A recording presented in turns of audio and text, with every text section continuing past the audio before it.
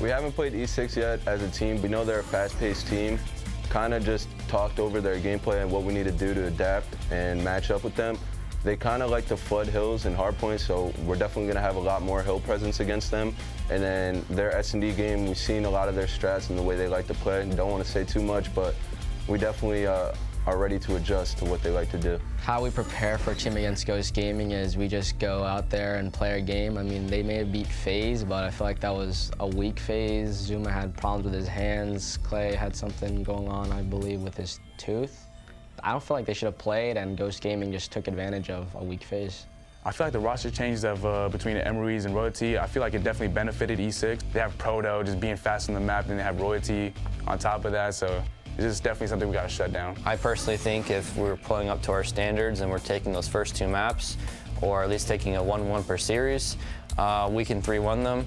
But it all has to come down to how consistent we are in our hard points and whether we can close out our S&Ds. Our series versus E6, I think the outcome's going to go to a Game 5 for sure. Only reason being is because going into this event, you know, we're just realistic and we know that our hard point's weak, but we're so confident in our search and destroy and uplink gameplay that we think we'll go the distance and end up closing it out on that Game 5.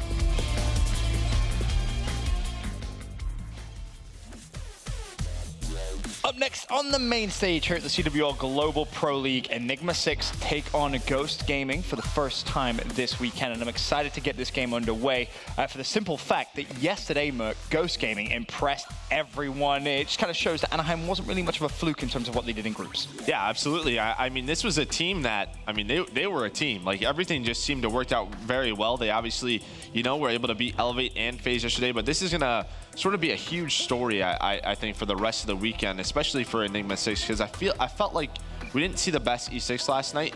In Enigma6, they have a very aggressive playstyle, and if their energy's not up, if their shots aren't on, I mean, they're going to lose to a team like FaZe, and I think that's just sort of it. I'm really looking at their energy coming into this one. And as you kind of touched on there a little bit, E6 yesterday was hot, then they were kind of cold a little bit as well. Which E6 are you expecting this morning? It really depends on the back of General, in my opinion. The reason I picked the 2 players today, Mox versus General, is sort of for this matchup. The 2 NV4 players, that slower style of play, going to be baiting their teammates a bit more. These are the 2 players. We're going to find out which is the better today. And like Joe said, whichever one's more warmed up, more mentally prepared, I think I'm initially going to sway over towards Ghost. They seem to be more prepared team overall, better teamwork from what we saw yesterday, and that's why they got the 2-0 start. And then E6, I really was expecting more in that late matchup against FaZe yesterday. They didn't impress me too much in those sort of big-time matches. This is another one. Right, taking a look at our top 3 hardpoint KDs. I mean, here it is. Ironically, all 3 players are going to be in this next series. Remember, what's your take on this? The crazy thing as well is that's not a padded kind of stat from Elevate. Mox dropped that against FaZe. You know, that was kind of the biggest thing I take from it. The one thing that I will say is completely backing up what Teep said. It's General. I want to see that General where he was dropping 35, 40 consistently. And I think, yes, the team dynamic has changed a little bit with the roster change, but I don't think he should suffer from that. I think he should be able to kind of still put up those numbers. If he does, I actually favor E6 going into this one. I think, you know, they've maybe had a little bit more practice as a team, and I think Ghost Gaming, they may have done their research at this boot camp. It could show off, but I agree with Spacely. Game 5. Really? I'm curious to know what's in that little notebook, that's for sure. I mean, we'll take a look now at our maps for the series as well. I believe map number 1 is going to be Scorch Hardpoint. We then go to a Crusher, Search and Destroy, Throwback Uplink if it goes further, Retail, and then a Throwback Game 5. Merc, your thoughts on this map set? Yeah, just right away, I think Scorch and Crusher, we saw in the last series a lot of ERAD play, so I'm definitely looking at Proto and Lacefield. I think that's going to be a huge matchup, and they're going to sort of set the tone and the aggression for both of their teams. So definitely look at Proto and look at Lace. I feel like whoever's thriving, that's a team that's going to be winning. For some reason, I'm going to lean towards Ghost. They've been more impressive yesterday. Again, going back to the big-time matchup, I think due to the 2 sort of lacking players yesterday in Spacely and Lacefield, I think you're going to get better performances from them today. I'm taking Ghost in a 3-1, though. I think a lot of these maps are going to be going down to the wire. I've got to go with E6. At this map in particular, they are undefeated as a team on this. And I do think what Spacely said, their hardpoint is weak at the moment. I think if we get the same Ghost Gaming as yesterday, definitely going to be a close game. Otherwise, I just favor E6, and I don't really know why. I just have that feeling about them today. Fair enough. Excited to get this matchup underway. Of course, the second game of day 2 here at week 2 of stage 2. All the 2s. We can send it down to our fantastic casters for the series. It's Maven and Courage. Thank you, gentlemen. Phenomenal stuff as always, and I think we agree. this has potential to be the best match so far this weekend. 100%. In my opinion, we're seeing a Game 5 here, maybe a round 9, round 10, really getting down to the wire. I'm hoping so. This is our last match of our round robin. So far, we've seen how many matches this weekend? 5. 4 of them have been 3-0s. Hopefully this one's a little bit closer. Yeah, we haven't had many close series at all. We were joking yesterday. A broadcast typically, I think we schedule it to be about 6 hours. Usually with 4 best-of-5s. We were at, what, 4 hours and 20 minutes flat yesterday? Oh, yeah. It was quick, just due to the number of 3-0s. So this, I think, most potential to kind of break that mold. But I don't know, man. Ghost Gaming did look spectacular yesterday. Yeah. Mox, breaks the record for kills in Breakout Hardpoint. He looked like an absolute beast. And I don't know, I'm becoming a fan of him, man. I haven't I guess watched him play that much just because he's sort of an up-and-comer still, but he was so nice, man. I was like, you played really well. He was just like, thank you so much, Maven. It was so polite. I was like, oh, I love this guy. He's a polite guy. He's always on the grind with his stream. I'm actually a sub of his. He's got cool lights in his room, and the man just likes to play a hell of a lot of Call of Duty. You saw the top 3 Hardpoint KDs. He's sitting atop that list. I actually, the first time I casted him, I referred to him as Mal the entire broadcast. Like, what did you think? He was French? Yes, I literally called him Mal. Okay. And I had a lot of tweets telling me that I was a moron. That's not the only reason why you've had tweets for that, Maven. As you see, the boys of Ghost ready to go. Spacely and his Book of Secrets, as I'm now calling it. It's like a start of a new Harry Potter series. The Chamber of Magical Secrets. As we'll get ready for this one, a look at Proto and E6. This right here for me is our matchup of the weekend up to this point. Can Ghost remain undefeated? Or will the boys of E6 move to 2-1 and put 3 teams at 2-1 up to this point? Maven, you heard the analyst predictions for you. Where do you see this series going? I think back to what we said. I think this is going to be our tightest series. I think this goes the distance. You have an Enigma6 team last night that I believe disappointed everybody in the swift 3-0 they received from FaZe. They're going to be looking to fire back, and Ghost Gaming, on the other hand, riding high on the confidence of a 2-0 start. I'm looking forward to a hell of a series.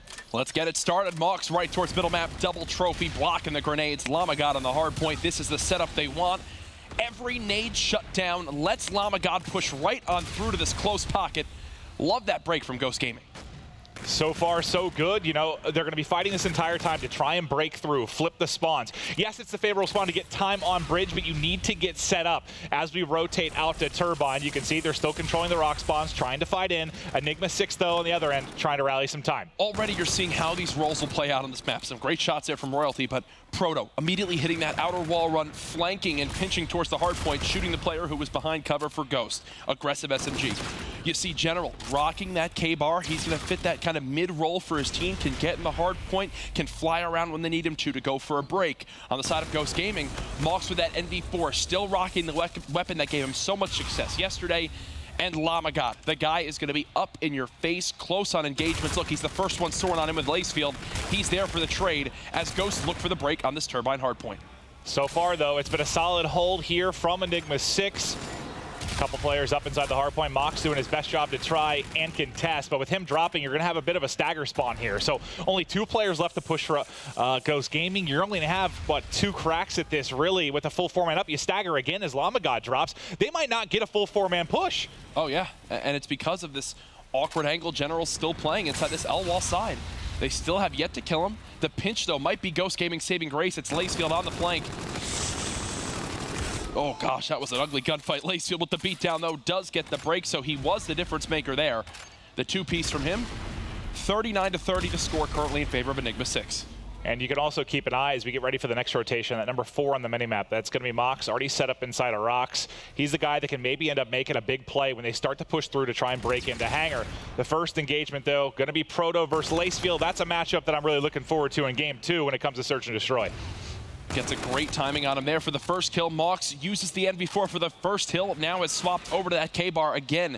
Trying to help pick up the pace as everyone from Ghost pinching in. They had a player who hit through tunnel, a player from back rock, a player from top hall, and a player from front door, literally hitting every single angle, and they wipe Enigma6 off the map. Well, how many times have we knocked a team? I believe the last time I really remember being bad was a team like Millennium, where they would have everybody trying to hit from one route, whether it was the front door or from Skybridge. You have got to try and break this hard point from multiple angles. You can't just bash your head into a wall trying to hit it from one spot. There was one where it was Fnatic, where we just couldn't. Is that what I'm thinking of? It was literally the most pitiful break attempts we had ever seen. They changed it up, obviously. It was a one-map thing, but man, it was so bad that I couldn't stop roasting them for the rest of that series. Enigma6 do take back the lead. Just like we saw in the first series today, though, Maven, a lot of these kind of four-man hits from either side. Some from this observation deck, others from where Mox and crew are pushing from drill. It's just straight-up gunfights. This time it does look like Ghost Gaming will come out on top. Yeah, I mean, you've been set up nice and early for Enigma6 in several of these hard points. It's just been breaks within the first 10 to 20 seconds you've got for Ghost Gaming, each time collapsing from multiple angles and doing a fantastic job breaking. And that's what happens when you have great players that are willing to play aggressive and throw their bodies to the wind. When you look at Lamagod, Lacefield, Spacely, look at the breakout we saw last night. Yeah, Mox was sitting back dropping 43 kills, but they were just flying without abandon. It was great to see. What's really awesome for me is right now you can look at these two teams and kind of find the matchup and define roles you're going to be able to keep an eye on throughout this series, right? You know, you talk about Lacefield versus the likes of Proto. You have Mox going up against General. Cade as well as Spacely are kind of that back and forth gunfight that you'll see as well. Spacely has got the better of them there. And then Lamagod and Royalty, two of the guys that'll just fly around, try to challenge each other, see what they can do to open up a lane for their team. Look at how even this map is to the first rotation. Only 4 seconds separating these two teams. Very tight early, and now into the second set of rotation, setting up at bridge. Lacefield on the prowl, trying to find kills. Does he check his close right corner? Oh. He does not. Runs right by him and will be tagged in behind. Easy kill for General. A little bit of an awkward spot right there, as Lacefield doesn't see him holding that corner angle. Cade trying to challenge a one-shot player, will keep control of these spawns. You just saw a Proto pop up in Warehouse. That'll let Enigma6 keep the pressure on middle map. Cade now wrapping back with this K-bar, just getting nades out, as you can see. The blue players of Ghost Gaming starting to push forward. Cade able to win one gunfight, has to drop down, finally will get picked up. We've got 20 seconds now remaining at bridge. The all-important spawns for Turbine going to be the next fight. You heard the analysts at the start of the day. During the new segment, we've been pushing in stage 2 players who impressed, players who need to improve. One member who was on that players who needed to improve was General. He put up some great numbers. Yes, do not get me wrong. They were probably inflated a little bit with their 3-0 series victory over Elevate, but a lot of it came down to his presence in the game. He just isn't that big playmaker like we were seeing earlier on in stage 1. Now bringing it back at 19 and 12, leading the lobby in slaying. Yeah, we know what he's capable of, and he's starting to do it here now. It looks like we're going to have another tie and lead change incoming. There you go. Enigma6 back out front. Controlling Turbine. General going to be controlling inside, but everybody else is hitting on the bottom side. He has to rack back to help his teammates. Now Cade and General falling back. Cade, Proto pick up the headshots. That shuts down the first push. And this is going to be their first kind of complete hold right now that you look like you're setting up for. Ghost Gaming's been cracking through really well. Yeah, Enigma6 looking better and better as this game goes on, and a lot of it has come into play on Turbine. FTL jump was used from the side of Ghost Gaming to go for that first break. More payloads should be earned soon. FTL jump now burned actually on the side of Enigma6. General tries to make the flashy two-piece happen. It won't work out, and Maven, with this scrap time, we will have ourselves a 1-second game. This is why all of us were saying how much closer this series has the potential to be.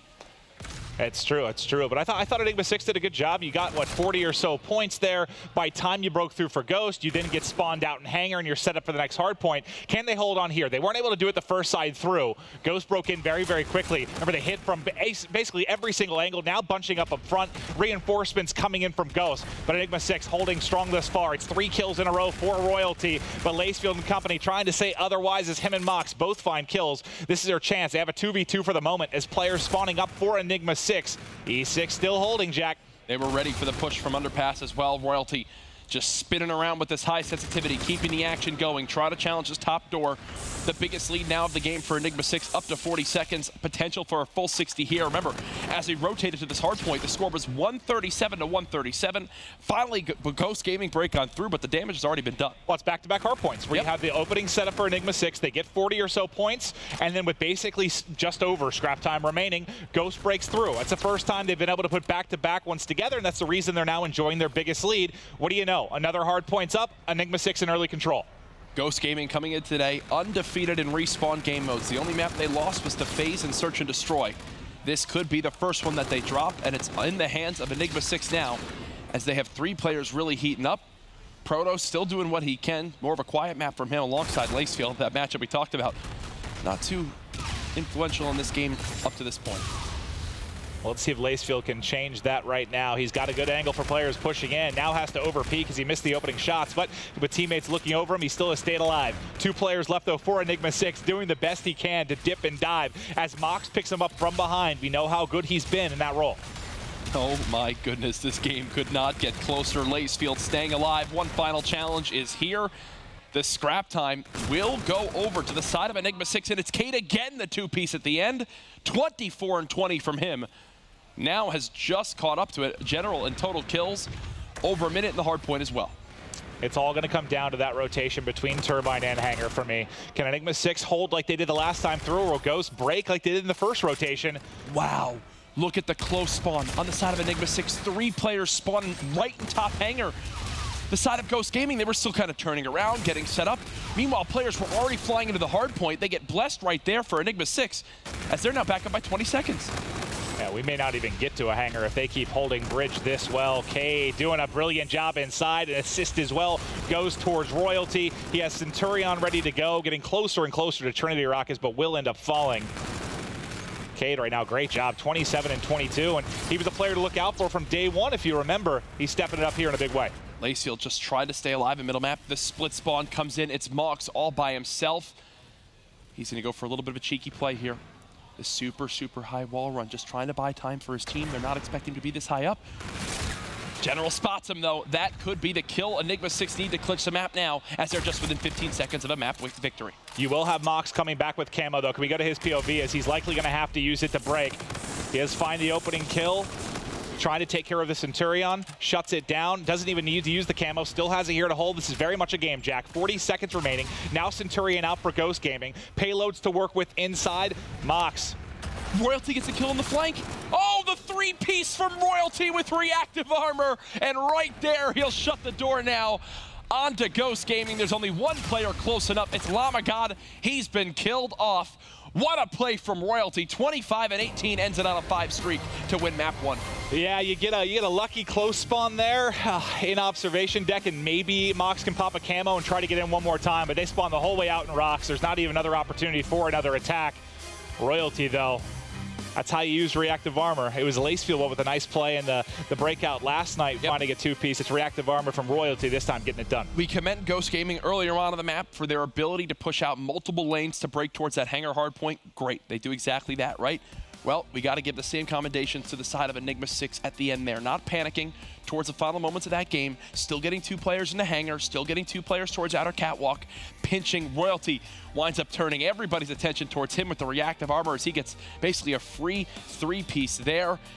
They shut the door in map 1. That is Ghost Gaming's first respawn loss here this weekend. And as good as Royalty was, General really stepped it up. The leader of this Enigma6 team. We had a chance to sit down with him before the matches. Let's take a look.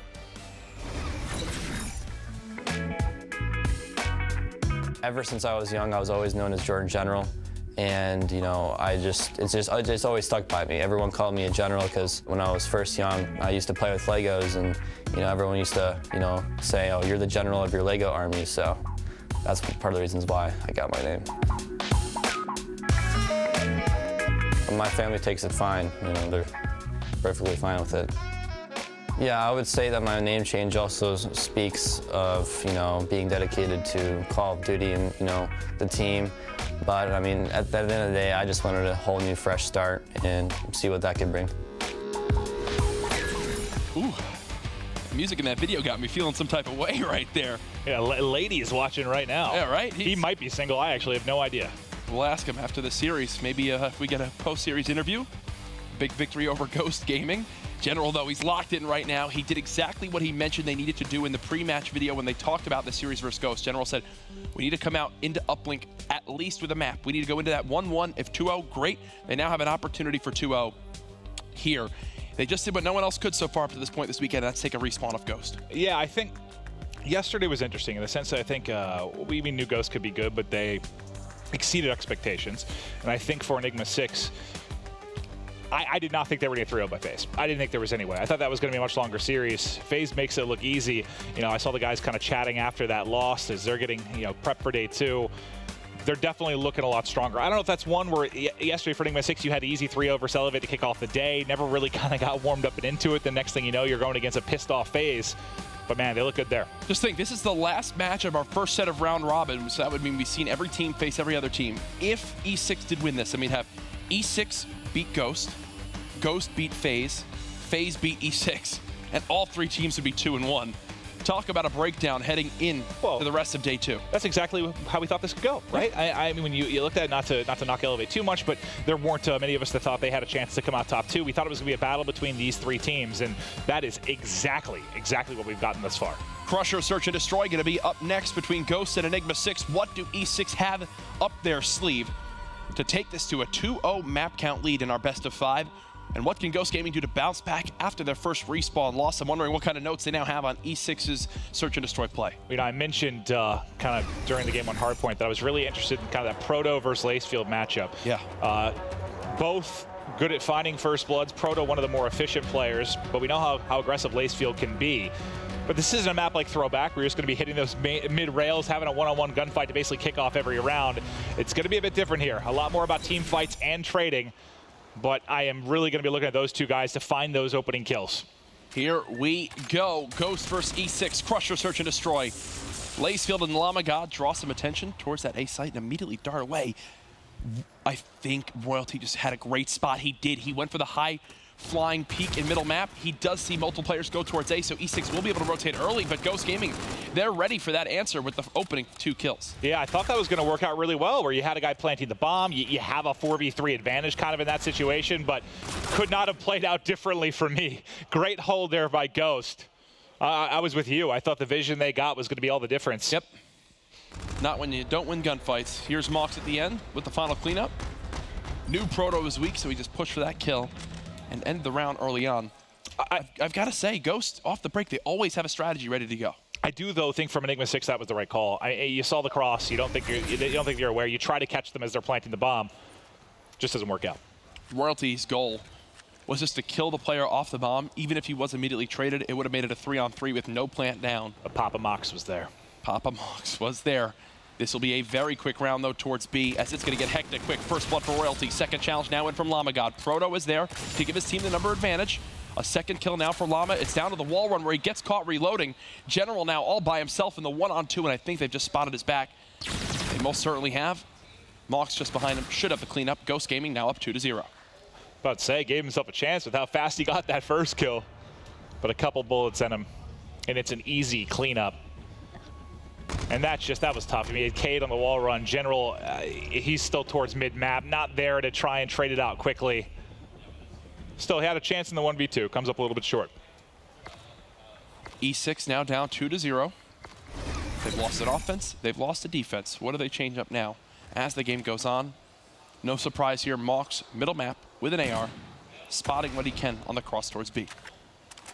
As he wraps back, Royalty might get very good timing. It just depends if they turn around in time. It looks like somebody from Ghost just did. He doesn't check the back box. They're basically running parallel to each other right now. Does he finally get spotted? He does. Can't snap in time. The high sense still not enough. 3v2 advantage for Ghost. Beautiful stuff from Spacely. He'll also know both players are now there, so it's a 2-on-2. The wall run being hit might make the difference. Nice switch over to Llama God here. Does get out with his life. He has help from his teammate, though. They're going to try to pinch towards Proto. Proto, though, somehow kills Lacefield in this engagement. Llama God and Cade last alive. 25 seconds now on the clock. The 1v1, just trying to defend his Llama God. He checks the bomb, gets away. That may seal the round, unless Cade would have stuck that. He hasn't yet. Llama in a very good spot. Wow, Llama hitting some ridiculous timings. This might wind up working out, though, for Cade. Nope, Llama God again. Another 1v1 victory for Ghost, as they're now up 3-0. Yeah, that's what they talked about. This is where they felt the best, right? You know, they said their hard point, their weakest mode, search and destroy, they feel very, very good about. You're seeing a lot of that a lot of the reason why right now. I've played a good amount of S&D matches, actually, with Mox this year, earlier this year. And of all the pros I've played with, I actually think I had to try the least with him. Because every game we played, he just had like 15+ kills. Well, it depends what pro you play with. Some will try, and some will troll you and make you try very hard. That's Nagafen. Yes. Yeah. That's what I was going for. But he also, because of how poorly he's played in S&D as of late, has forced his team to do the same thing in the Global Pro League. Love you, Jared. We love you, Ziskin. Proto, sitting at 2 and 3, has a long ways to get towards that camo. Look at how slow this retake is from Ghost right now. Yeah, they're going to play off a Scarab. I knew they had to have had some streak. Nade will destroy the Scarab before it sees anything.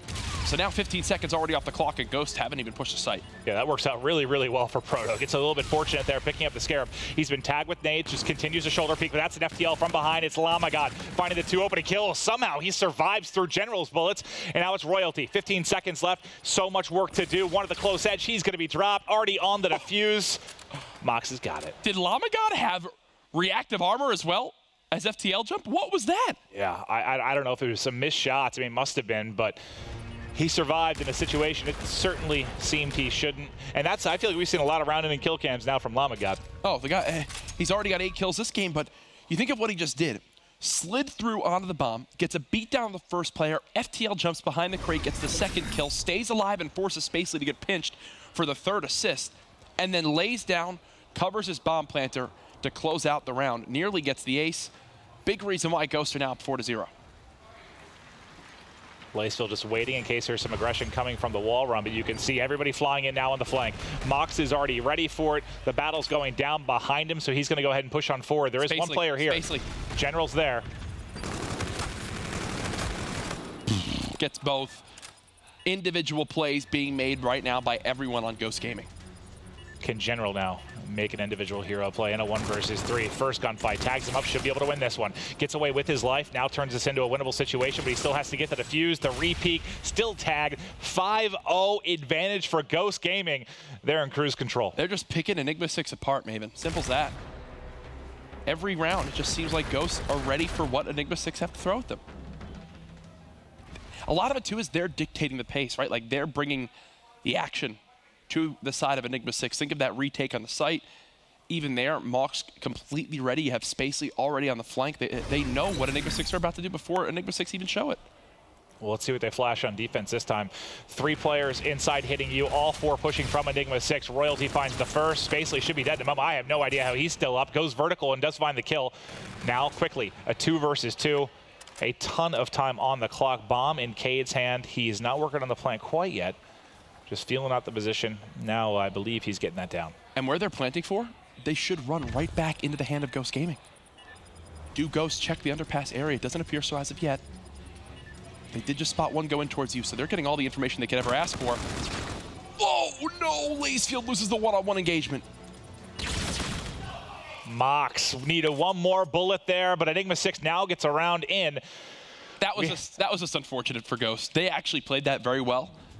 Moving towards that backside, they correctly predict where the bomb will be planted for and kind of covered. Lacefield wins that one-on-one, they win the round. Yeah, they just don't check the underpass push, and because of that, they drop the round.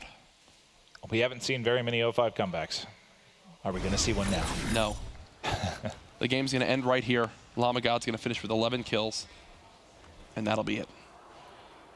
It's impressive when you're averaging over a kill a round, and he does have the Trinity rocket to work with, working towards another FTL as well. First gunfight mid-map, Cade's gonna get the better of him. First blood to Enigma6, 2nd blood, 3rd blood, everybody dropping. Mox, only one left.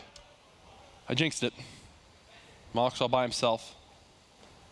Unfortunately, Crusher, no area to jump off on this side of the map, so he's just gonna try to make his way to see if he can get maybe 1 kill to get closer to camo. That's all you can really ask for in that scenario. 5-2, Enigma6 staying in the game. Who was it that we saw clutch a 1v4 in that same scenario? Oh, it was Pristini, remember? He was in that same spot almost, and he had that crazy 1v4 just slide around. That's where you were freaking out so much, you accidentally actually called him Panini. Yeah, I was hungry that day. You were. That's actually like a true thing. There's sometimes where we call people nicknames, you accidentally called him Panini. I think it's a better name. We'll talk to him about that after this series is done. I love you, Pristini.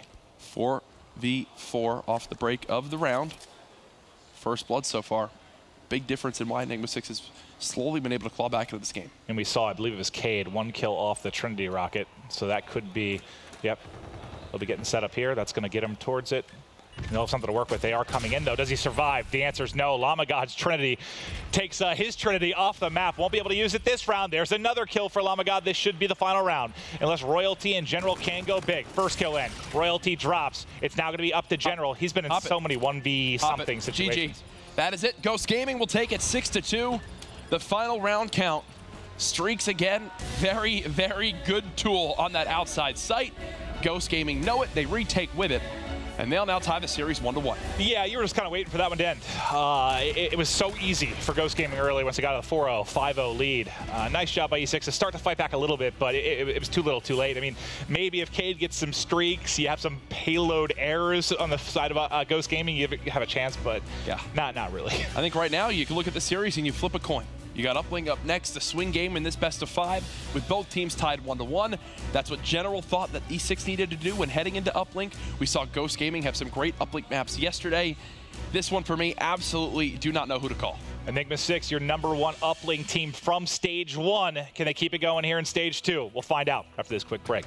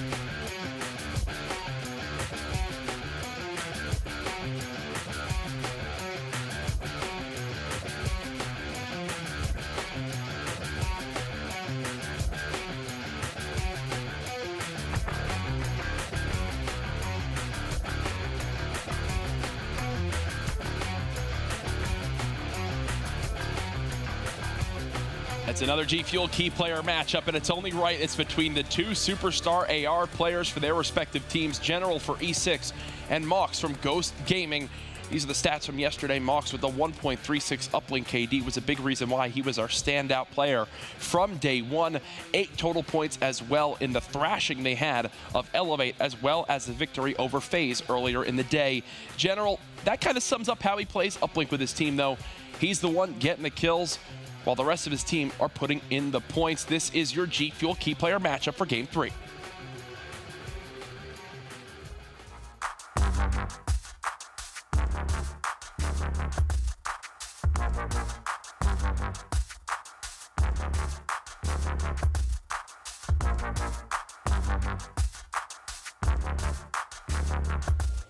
I'll tell you what, Mox, man, some of the shots looks intimidating.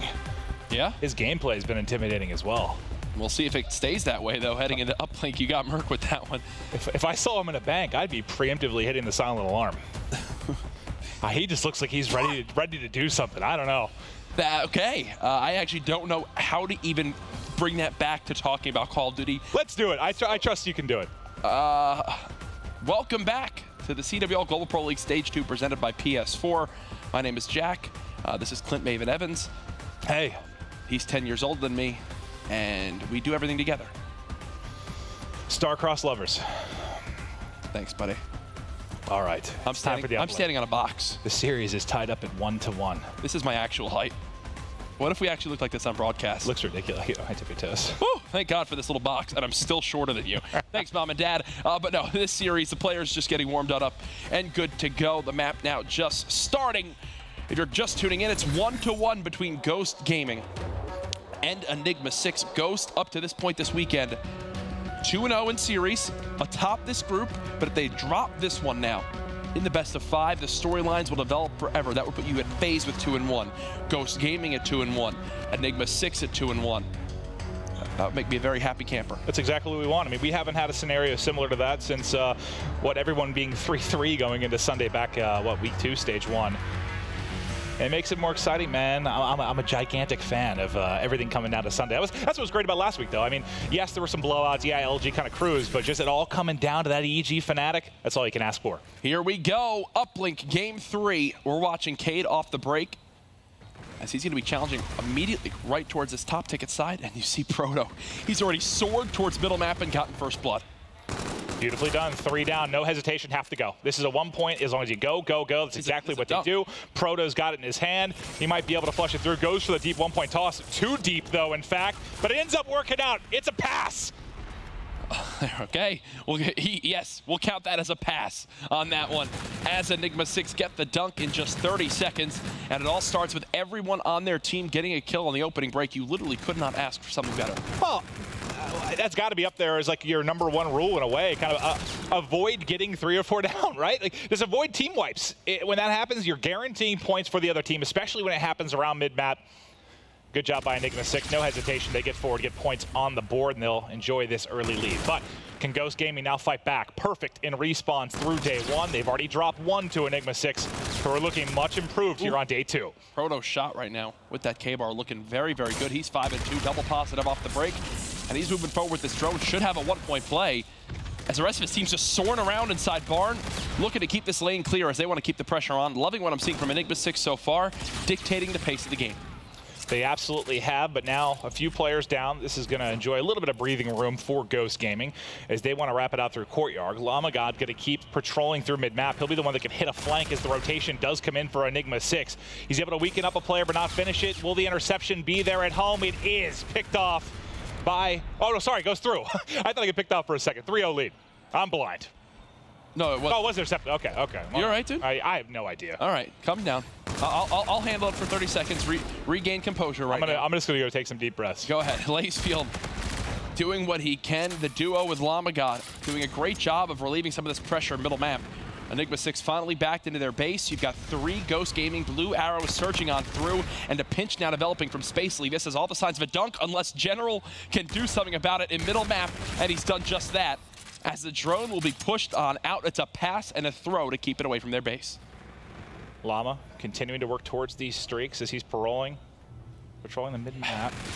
There's one right in front. That's going to be General. He's going to get vision on. Nice shots, able to clean that up. 225 now off Trinity. That, I was about to say, that's not a gunfight you want to take with an ERAD, but it works out. When you're already 9-6, you might as well. Mox now leading the team. You saw him in the key player matchup, a 1.3 plus uplink KD from day 1. Now already at a 2.2 to start off this game. Has a beat down in front of him. 1 player onto the portal. Lead blocker there. Ghost Gaming now on the board. Right back in the midst of things. 4 streak for Mox. Spacely 3 in a row as well. Can they keep these going, get some streaks into it? Pass up over the top. Perfect angle of it there. And now it will be another dunk and a lead. Great set of 30 seconds there for Ghost Gaming. This is how you rally, man. They know exactly what they had to do. They decide to give up mid-train, and because they do that, they just throw the drone through. But look, they're so far pushed forward. This was something that plagued Envy when Envy were at their lowest point. They would give up middle, and let plays like that happen. Unacceptable from Ghost. They just give up a free dunk to the side of E6. Yeah, it's got to be frustrating if you're Spacely too, as you're set up and basically spawn killing, but they answer right back, so it doesn't matter much. Lead back to Ghost Gaming, 6-5, counterattack on counterattack. Both teams putting up a lot of points here in the first half. 4 dunks in 60 seconds right there between the two teams. They just get control of their opposing squad's base and get the dunks because of it. Already 11 points combined between the squads, as Ghosts are now in the lead. Proto roaming now as he hits over through Lemon, shots a bit off, and Mox going to get the better of him. Mox now out to 15-7, tries to tack on the 16th, but Spacely able to slow him down for the time being. Enigma6 still trying to mount a push, but it's only going to be Royalty here. 2 players are weak. He's got a chance to make a play, but the last remaining player on defense does slow him down. And that drone just automatically resets, which should work out for Ghost. I like that Ghost keeps some sort of pressure towards field. It's been Spacely going there a lot. Now it's Mox going on the pinch. E6 are not ready for this at all. Look where Mox is in your map. He's number 4. He's underneath their portal, just ready to kill players on rotation as they're now trying to wrap back towards their spawn. Yeah, this is 100%. I mean, it should be points. You still have several players here. They're going to be able to make a play. It gets cleared out, so now it's back to mid. I don't know how you don't get points on the board there if you're Ghost. They threw it forward, and the drone just bounced right into the hands of a player on Enigma6 who reset it. Now Cade, because of it, look, he's going to throw the drone in towards Barn, and now who's here? It's Royalty from E6 trying to see what he can do to get a last-second one. Not going to happen. It will go to the half at 6-5, Ghost Gaming. A back-and-forth affair in which most of your points, like you said, came in basically a minute of gameplay. Very little defense during that period. But it will be a 1-point lead for Ghost going into the second half. They're trying to get revenge for their Game 1 loss and respawn. Just like the Hardpoint, man. Back-and-forth lead changes, close down to the wire. And I think what will make the difference again are payloads in the final couple minutes. Second half kicking off. We're going to start things off with Lacefield, as he's going to be moving out towards Courtyard. Has Llama God to work with now as they're going to hit through the mid-cut. Will Enigma6 be ready for this? Right as they hit the corner, timing ends up in their favor. A couple down. Make it 3 down for Enigma6. Now, can they turn this into early points like we saw Enigma6 do in the first half? Players coming off a spawn, not going to be as easy for them. Still just throwing the drone down. If you're trying to improve at Uplink, know when it's time to push forward with the objective and know when it's time to slay. With streaks coming in, they want to make something happen, and that beatdown might just open the door. There it is. What an individual play from Lacefield to get that point on the board. That was fantastic. He was the only man up there that could do anything. That's about your best spot to get a melee, right? Just that little hallway there in Grandma's. Makes it look easy, then gets a 1 point through, but now a counterattack for Enigma6. Cade's got the drone. They're flying forward. This should be a dunk unless Spacely can make a play. He's the lone man up. He gets the kill. Spacely trying to go huge. There's one member left for E6, and there's the dunk. We're tied up at 7-7, buddy. These teams are so evenly matched. It's not even funny. Ghost, everyone pulling their weight right now. Cade, a quiet game from him at 9-18. The score dead even after 6 minutes of play. Lacefield does use a Trinity Rocket there. You can see how tight it has been throughout. But interestingly enough, I mean, you have every single player positive for Ghost Gaming, right? Mox going off. Be a little bit surprised to see maybe not more of a lead here. I think it's safe to say that. I think it's also a testament to Enigma6 kills and where they're coming in their base, trying to hold off, playing some good defense when they are alive to do so. You got to think 6 of Ghost's points came in 1 minute of play. Outside of that, it's been all Enigma6. Well, wasn't in stage 1 like the only respawn that a team won when they were being outslayed was Enigma6 and an uplink against Optic? Yep. Yeah. So they've done it before. Maybe not frequently, but certainly one of the few teams to do it. I'd love to potentially hear from the analysts on what makes that possible. Why are E6 a team that can continue to do that even when they might not be getting the kills? General and Royalty trying to clear a lane, but no drone to show. As Llama God's still in the middle map, he's now dead, and this might now be a green light for Enigma6 to go and try to get the lead back. And if you're Royalty here, try to play a little bit selfish as you're getting very close to streaks. He's soaring out mid. Got to get a little timing here to pick up another kill. Next one, not going to be able to do is Llama God. Connects with the grenade, connects with the ERAD as well, and thwarts the push from Enigma6. Look at this, still all 4 players positive from Ghost. And there again, they keep putting more focus towards field, and I've got to say I like it a lot. So they're pushing forward, Jack. Llama God's got kills mid-map. They drop everybody overdrive. Now engaged. Spacely, the boost on through for the dunk. 10-7 advantage. one of the biggest leads we've had in the course of this game. It's been so darn back and forth, and they're looking to rally this one. Lacefield back to mid, Llama still clearing the base. This could be more points. You're trying to rack back with your Enigma6. Haven't been able to get there yet. Drone pushing through. Grandma's 1-point toss is picked off.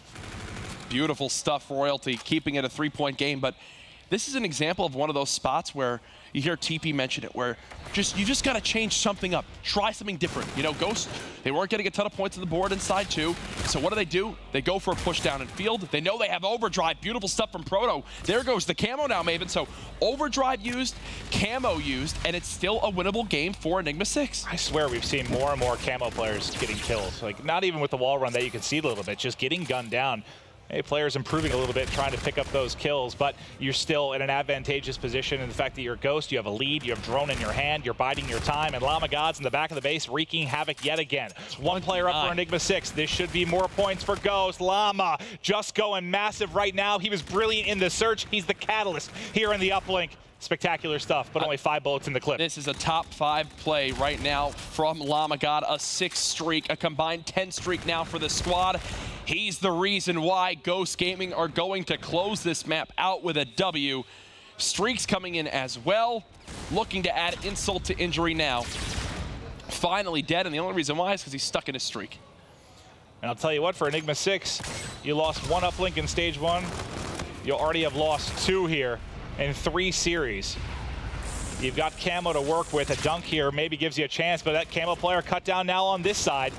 The players, they know the angles that are being hit. They're pre-firing and ready to go. I think the big thing too is that we've seen a lot of times this weekend, go look back at it, that the camo player is weak when they use it, and they're a couple bullets away from dying, and players will just start to hip fire, just start to spray on, as you mentioned, that lane that they're used to hitting. So instead of having to hit, 5 to 7 shots through the drone armor, they hit 2. And the kill is made. Ghost Gaming now up 2-1 as we head into a game 4. Yeah, I think I actually talked to, I believe it was Ghost Gaming, a little bit about the camo stuff yesterday, and they said, yeah, it's just, we've been playing so much now, we know the routes that people are going to hit, whether it's to break a hard point or try and push through on offense at uplink. We're pre-firing it, we know where they're going to be. It's just, it seems to me more and more over this past month, you see camo guys getting burned down where it just was never, right? For the first couple events, if you bought camo, it's like you were invincible. You were scoring or finding a 3-piece pretty much every time. In your opinion, Enigma6 worse at uplink now? I mean, I think you have to say they are. And again, I'll go back to our buddy Chance. He has a brilliant job casting, and on the analysis desk, when Royalty got picked up, he thought that's what was going to hurt him. He said right away, he's like, I think Uplink, they're so good. They can win when they get outslayed. The teamwork is brilliant. You have players that, they play unselfish, which is one thing I think that maybe EU teams have had an advantage over North American teams in Uplink. With Royalty, I don't know if you get like a more selfish player, but in some ways, yes, you do. And it seems it's hurt him. You just look at the stats, yeah. Well, you mentioned selfish versus unselfish players. One of the most unselfish players in his career is Spacely from Ghost Gaming. It was great to chat with him about his return to the Global Pro League.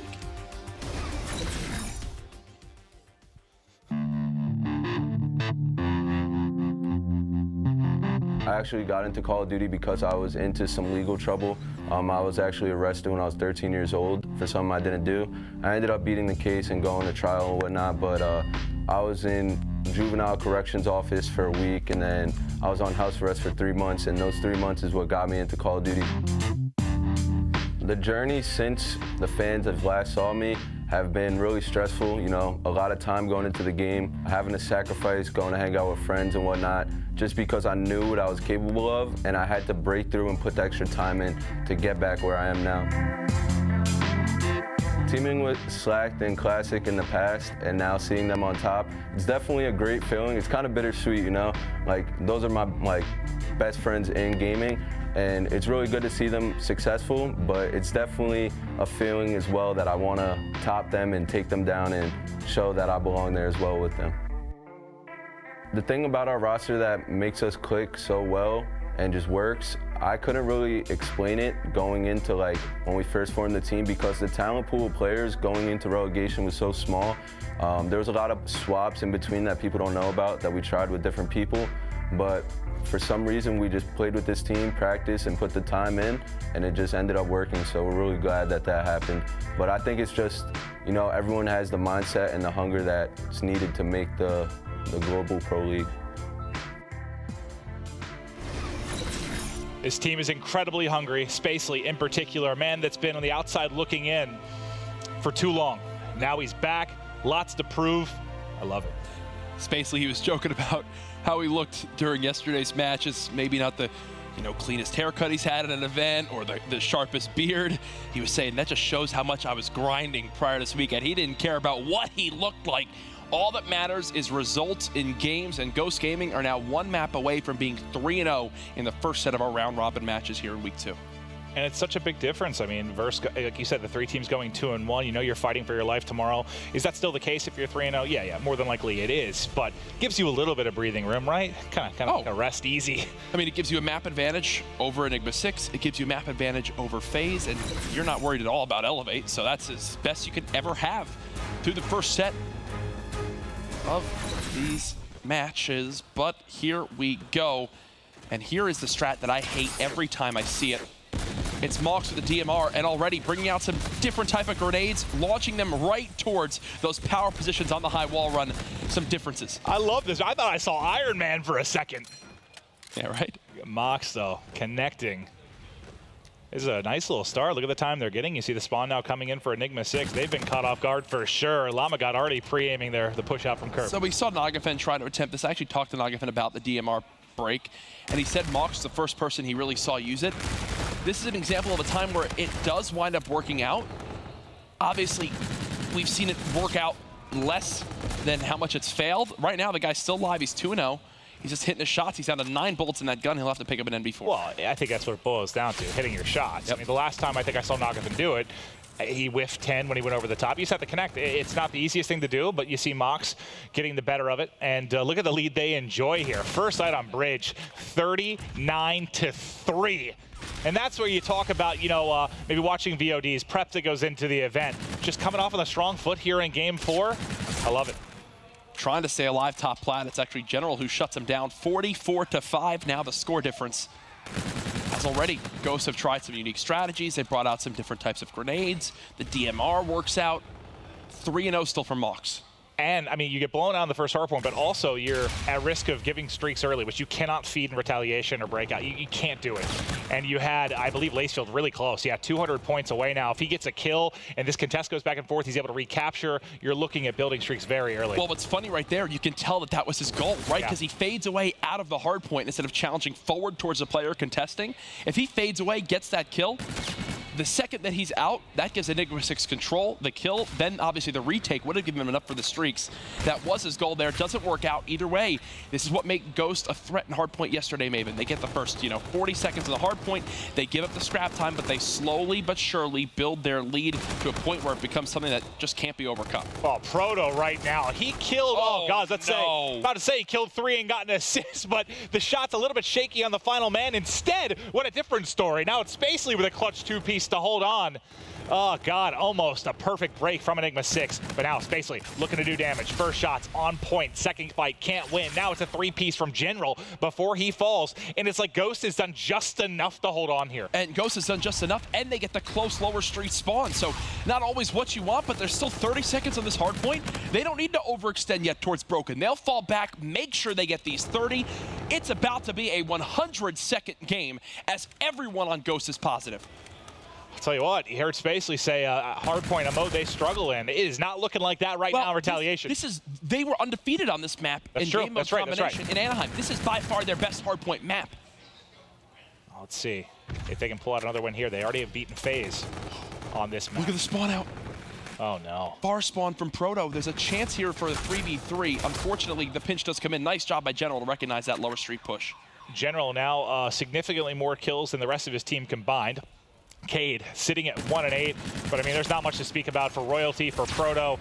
It's the one-man wrecking ball. That is General, but he needs help. I mean, you can see it's just not reflecting in the scoreline whatsoever. I know we had Mox do a hard carry yesterday. We've seen that happen, but this, it's not a recipe for winning. Yep. Ghost Gaming get the full 60 on Cathedral. This is what Enigma6 needed to do, and that's get the full 60 here on Broken. There is one final push opportunity now for Ghost Gaming. They've got all 4 players here. Cade is now stunned up.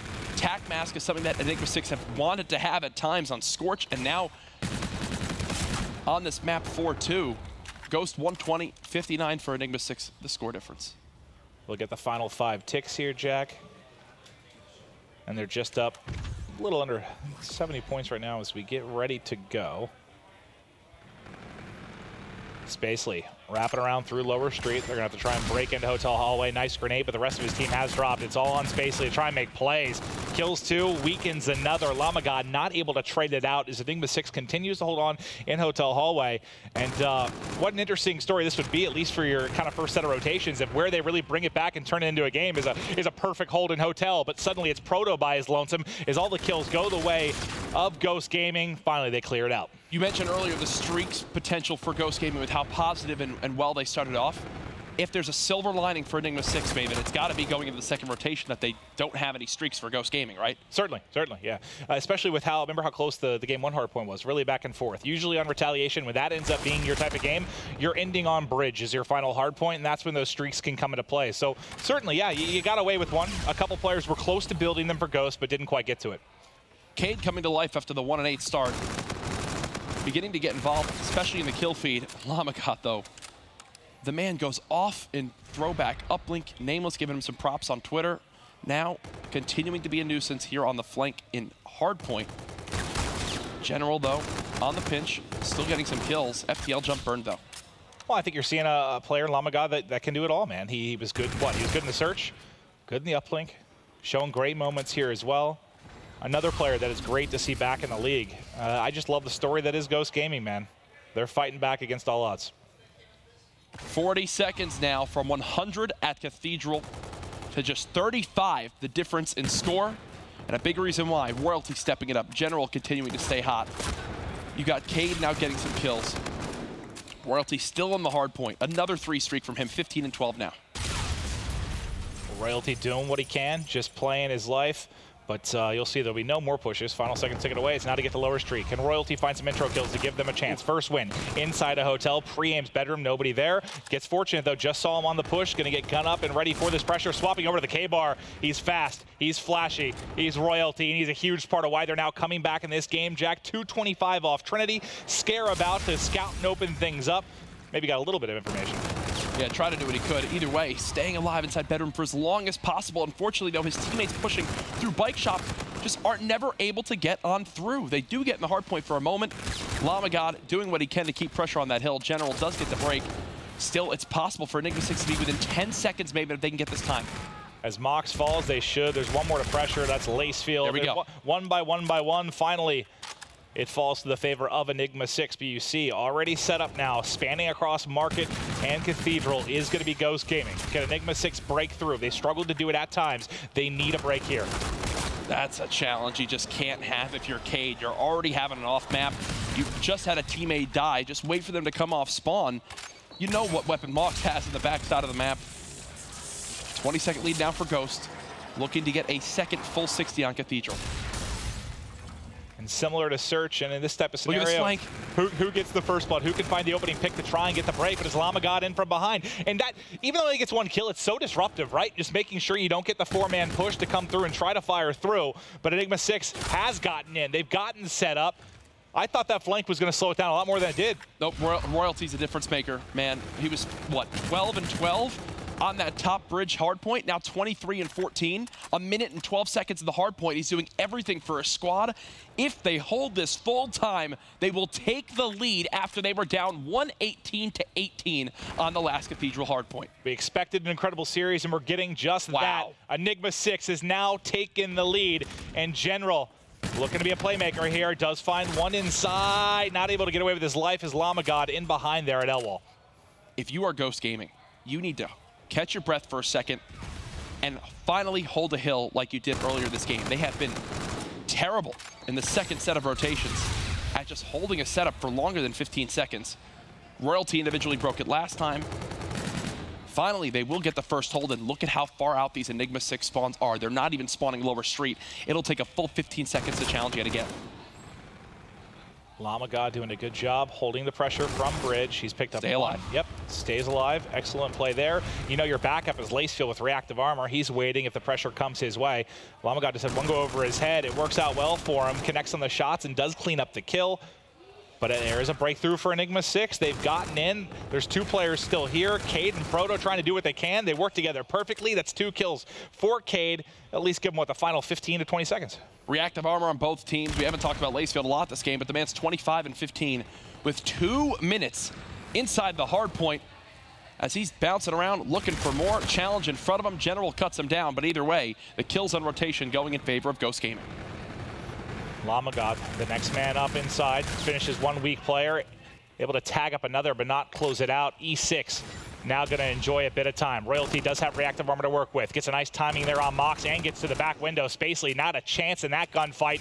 We might get another lead change here as E6 continues to hold. Hotel Hallway has been one of their better hard points here so far in this game for retaliation. Reactive armor does get popped. That's Lacefield with a two-piece and now looking for the third if he can find it. Can't win it outside bar.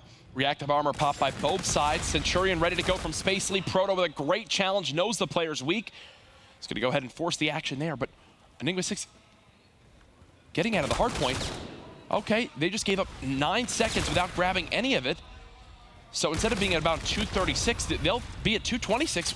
Ghost Gaming actually have the lead going into this next hill. Well, here we go. It'll all be decided here. We're out the bridge. To my knowledge, no streaks now from either side. It's all going to come to gun skill, trading, and the powerful payload. It's camo pop for Proto. He knows he's got one free one, trying to stay alive. Gets to the edge, picks up the assist as well. Fantastic plays from Proto. Another lead change incoming. Royalty now in the hard point 2 with reactive armor. They have the tools they need to shut the door. Will it work out now? 2 kills already for Ghost Gaming. They're trying to surge forward. Royalty pops reactive, but they're all dead. Only one player here. Cade now gone as well. 241 to 238. Ghost Gaming trying to hold on. Llama mid plays in the uplink. He's trying to make him in the hard point as well. Hitting They're Royalty going off too spot, far, but not able to finish it. They're all getting cut down. There's one man remaining inside the actual hard point. Lacefield's trying to do it. Mox wrapping around the back. A good angle here to beat him in the back. As Lacefield drops, though, are we going to see another hard point? 244 to 244, Jack. Ghost Gaming, they now have control. Nobody there from Enigma6. I think they've done it. 250 to 244. Ghost win it in dramatic fashion.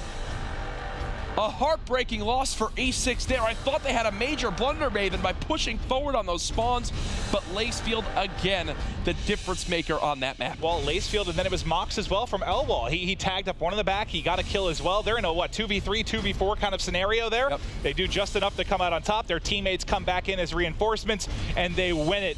What a tight game. I mean, both hard points had so many lead changes, so back and forth. We thought this would be one of our better series of the weekend, and it absolutely was. Oh, 100%. What a great map there between the squads. Again, props. You mentioned Mox, you mentioned Lacefield, everyone from Ghost Gaming getting involved in that game. From the side of Enigma6, they were at 244, right? Yeah, 244, 244. Think of those 8 seconds inside Hotel Hallway. Well, I didn't even notice that. I was looking at the minimap to see where they're rotating out. I wasn't even paying attention to them being inside. He was so worried. Assume that they're going to get time. There was basically 2 players near Hotel Hallway. There was someone that was outside on Plat, and they were trying to kill the Plat guy. The guy on Plat just danced around, kept his attention. No one got in the hill. It was an 8-second difference that actually would have won them that map. I'll tell you what, the hero from day 1, the beast from day 2, it is a Mox. He continues to impress. We've got him on stage. Thanks, Maeve. Mox, it's been a long road for you to get here to the Pro League. A lot of team changes with your roster coming in. You know, Parasite, he joins EG. You had Exotic leave for Cloud9. How good does it feel to qualify for the Pro League and play well? I mean, to be honest, I didn't expect this much success so early on, but I'm proud of the team. You know, they all stepped up this event, especially, you know, Llama and Lace today. Lace was Space making some big plays, so I'm proud of them. I really am so far. Yeah, and then to go undefeated so far through group play, that's got to be strong, you know, feeling good. How was the prep coming into this event? How did it help you guys? I mean, shout out to the Ghost management. Seriously, they were pushing for us to, you know, do more than just, you know, hopping on and playing the game. It's really it's helped out a little bit because we know we've been watching the VODs and learning the breakoffs of some teams, and that, you know, especially momentum is huge in Call of Duty. So definitely, again, those first few kills helps out a lot in the early game. And then now going through the second group of teams, obviously you're going to play everybody again. Are you expecting them to change up some of their things, knowing that you guys have kind of studied them a little bit? I'm expecting FaZe to be a tougher match next time we play them, but no, I don't think so. All right, well, congrats. You guys are 3-0 thus far, and we'll go to Ben on the desk to get their thoughts on that last match against E6. Thank you very much, Matt. Great to hear from Mox as well. A fantastic performance from him and the rest of the squad. Of course, you heard him give a lot of credit to the rest of his teammates. Lamagod, a player who, I mean, Teep, you've been pretty vocal about every time we're watching these guys play. You're going, he's evolving. He really is. He's now actually a god. He's been playing just unbelievable Call of Duty. I wasn't sure if he really earned that god title after Llama. He was regular Llama, but now he's full-fledged Llama god. The kid's been unbelievable. The plays he's making with the E-Red, though, just unbelievable stuff. Heads-up plays from him, and in the search and the link, the kid's been just fantastic. Just a llama. just a regular llama, Joe? He's not Llama God yet. He's Llama God now. It was just a regular llama, just on the stage. He has been being a llama. Very, very well. Of course, Ghost take that series 3-1 over E6, and it felt like it could have gone to a game 5. It felt very, very close at times, and you know, others specifically the Search and Destroy, definitely very one-sided. But we'll start with map number 1, 250 to 202. It goes in E6's favor, and at this point we're thinking, all right, okay, so E6 starting off very, very strong. And you talk about just how close this game actually was, Merc. I mean, going into the second rotation at Hangar, it was tied 137 to 137. Yeah, it was, and again, that Hangar hardpoint was a difference maker. I mean, E6 was just able to hold it down, sort of go into that drill in that middle hill, and that was really the difference maker. Obviously, Royalty General finally stepping up. That's what we needed. You needed those Slayers to play well, because again, Enigma6, they have a very fast play style.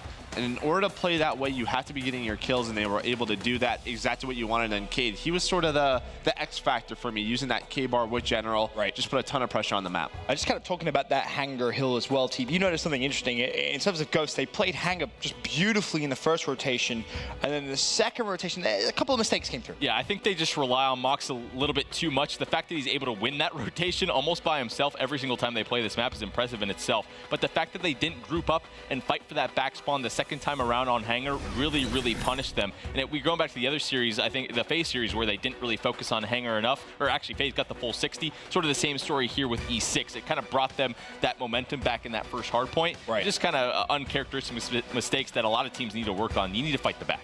Yeah, you can just look at that scoreboard. I mean, it's sort of a difference, right? Because early on this year, we always talked about Turbine, how important it was every single time we went to it. We were going to it, you know, three times a game based on it. But now it's really just about Hangar. Teams really need to take their time, go through the back, and make sure they're rotating. I think a lot of teams just put way too much resources into Turbine. Definitely going to have to switch that up. Of course, the series 1-0 in favor of E6 after that first map. We head over to the Search and Destroy, and this was a completely different story. Ghost really kind of laid down the law in this one, 6-2 the final score. And remember, I think it's fair to say the boot campaign that Ghost has put through has definitely been a success. Yeah, Spacely kind of said, and he's almost the voice of this squad, which I really like. He's kind of taken that role, and just the way that, you know, they're doing this boot camp, they've gone away, and he so confidently said, like, our S&D is great, our uplink is good, and the hardpoint is our weakness, and he couldn't have been more right. I mean, going into this, their S&D was fantastic. I think the first kind of 5 rounds was fantastic. Talking of fantastic, that FTL play was mind-blowing.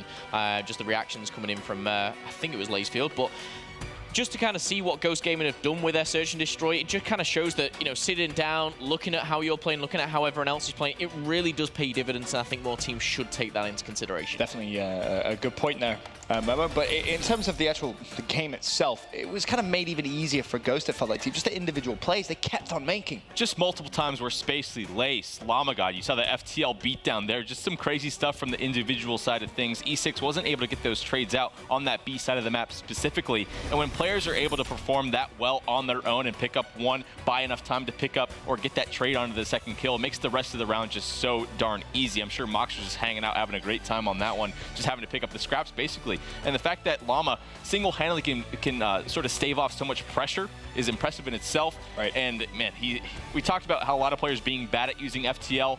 Well, he's quite good at it. Very true. Very true. He's good. And in terms of the first 5 rounds, Merc, it just looked kind of easy. Oh yeah, I mean, Ghosts were just very confident in their abilities and their strategies, and that's exactly what you want, right? Like, when you play some of these top North American teams, you're not going to win that game number 1 hardpoint, but a great job by them to be resilient, understand, listen, that is our weakest game type, but we're going to our strongest in Search and Destroy, and it just shows, you know, a 5-0 lead right away. It's a perfect response. I think as well, Lamagod, he got 8 kills within the first 4 rounds, and I think we talked about Elevate kind of having a slow start. When you have those slow starts in a game mode like Search and Destroy, you've not only lost 4 rounds, you've probably given him streaks. payload to, very close to his payload. Right. And it's like a downhill kind of battle, if you like. You're just kind of always against the wind. And how you come back into that, you could see they went 5-0 down. They won a couple back-to-back, but it was always that time where they had, I think they had 2 streaks, they had Scarabs, they had Trinity Rockets, and in the end, they were the things that really changed the game and won them that 6th and final round. So I think it just kind of shows what important Call of Duty is when you kind of get that good start. Right, of course, series tied 1-1. We head over to map 3. It was Uplink on Throwback. This was definitely a pleasure to watch at times, that's for sure. There was a period of 60 seconds where basically 8 points went in. It was very, very chaotic. But the first thing you noticed, Merc, was there were no NV4s across the board. Yeah, on either side. And this is that sort of 60 seconds you're talking about. Just great decision-making from both teams. But yes, Mox obviously still performing well. Same with General, but it's a little bit weird, right? I mean, we're so used to, like, Octane, Enable, even like Krim or Formal on this map. Just you're being able to control the pace, control that middle of map with the NV4. And both teams deciding not to use that. Just a little bit of different playstyle from these guys. Definitely was. And in terms of payload usage as well, Momo, it was kind of hit and miss, it felt like, during this map. It really was. There was some great FTLs. The overdrive from Spacely was on point. Camos, actually, both camos were kind of a little bit strange. They were both shut down in this circumstance. And I think the first one we saw, if you guys did see it at home, it was kind of a questionable play. It was very weak, kind of standing still, not using those kind of in-game mechanics, the wall runs, for example.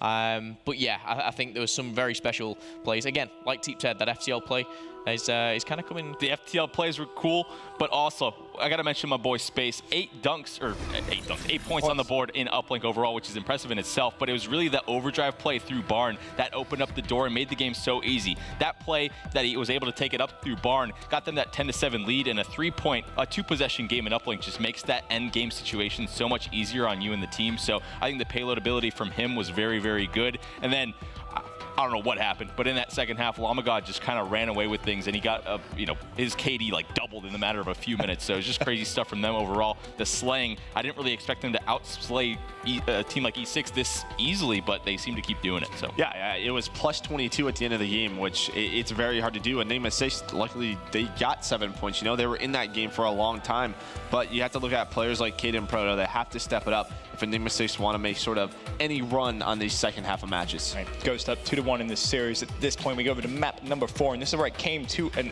end. But boy, oh boy, was this a close one. I mean, E6 was down massively, Momo. I mean, they were massively. Now, you can kind of see here in the highlight package, but they managed to tie it up to 187 to 187. I mean, how did E6 do it? I mean, E6, it really was kind of those individual plays. I will say for once, and I'll say it again, Royalty, fantastic individual plays from him. General was very consistent throughout the map and really did kind of find his feet towards kind of the second half, I would say. But this game, I mean, I have to just say it as this kind of is playing out, it was just a pleasure to watch. Just two teams, 8 very talented players on that stage just going at it. And I think this is where we kind of see some fantastic Call of Duty out of some teams that, some people at home may not know a lot about. So keep your eyes on both of these squads. But E6, great plays from Royalty. I have to highlight it again, but we see it coming to the end. And Mox, it was that final 4-kill streak that really turned it around. Lacefield, my player of the day from yesterday, turned up, and he, for me, was kind of the star of the show. And there was that play you were kind of talking about. He picks up the kill, gets the assist as well, and they pick up their final couple seconds. I mean, Lacefield's doing this with an E-Red on this map. Like, he has 32 kills, 2 minutes in the hill, 1.52 KD, and again, he's running an E-Red the entire time. Just puts so much pressure on the map. It's so hard to deal with, sort of breaking hills. And then as soon as you get to the hill, you have to deal with Lacefield inside of it. It's such a quality team performance from Ghost on that retaliation hardpoint. And I think the fact that it was only a 6-point game when Cade ended up, I think, 17 and 28. E6 playing very, very good Call of Duty as a team. But when one player is kind of holding you back, he was the guy I picked before this weekend started that I really needed to see more from to get that really balanced performance if E6 is going to, remain in that sort of top 6 sort of category here. Just didn't get it in that last map, and it costed them. Yeah, and for me, the other guy is Proto, right? Like, Proto just had such a great stage 1. He had such a great Anaheim. You need a little bit more from him. I mean, again, he's the other E-Rat on Enigma6. He has to challenge Lacefield. Obviously, Royalty in general having a pretty solid series, but I feel like they need that third guy to step up, and it's definitely Proto. And bear in mind now, for Ghost Gaming on retail Hardpoint specifically, they're now 5-0 since Anaheim. They haven't lost it. And very nice. I guess the question is, have you noticed anything specific which you can kind of account to that? Is it just confidence, do you think? I think confidence plays a huge part, and just trusting your teammates. You know, it's not kind of watching over your back and thinking, is he going to do this? Is he going to be able to do that? Do I need to go back and help him? It's everyone's capable. I said it before, 8 talented players. For this roster alone, just 4 people, I believe, can really challenge kind of that top 4, that top 2, if you like, in the world. And I really think this is just the beginning for this squad, and I hope they keep improving.